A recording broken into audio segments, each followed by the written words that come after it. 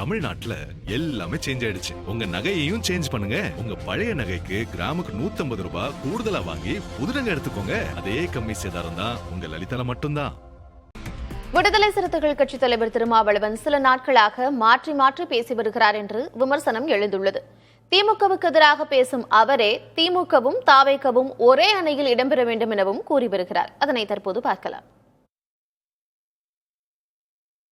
தாவேகா கூட்டணியில் இருக்கிறோமா என்றும் நான் சொல்லவில்லை. அமைச்சரவையில் இருக்கிறோம். கூட்டணி பற்றிய பேச்சுவார்த்தை 1ஆம் தேதி நடந்ததில் பங்கேற்றிருக்கிறோம்.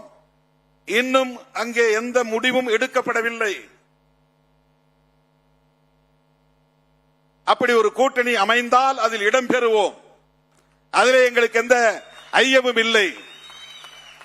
இதை ஏன் இப்போது நான் சொல்லுகிறேன் என்றால், திராவிட முன்னேற்ற கழகத்தின் தலைவர்கள் அத்தனை பேரும் ஒன்று கூடி விடுதலை சிறுத்தைகளில் இருந்து ஒருவரை அழைத்து கட்சியிலே இணைத்த போதே திமுக தலைமையே சொல்லுகிறது, விடுதலை சிறுத்தைகளோடு எங்களுக்கு உறவில்லை என்று. நானா சொன்னேன்?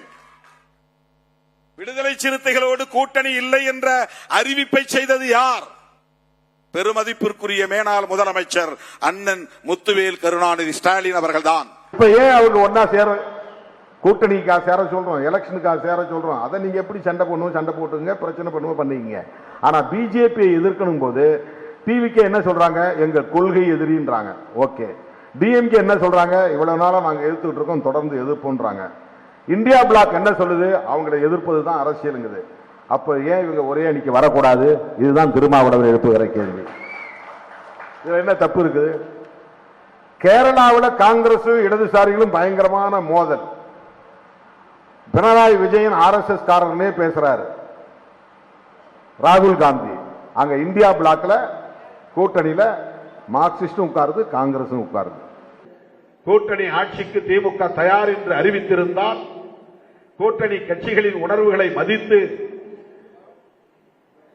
அவர்கள் விரும்பிய எண்ணிக்கையை ஓரளவுக்காவது திருப்திகரமான முறையிலே தந்திருந்தால், விரும்பிய தொகுதிகளை தந்திருந்தால்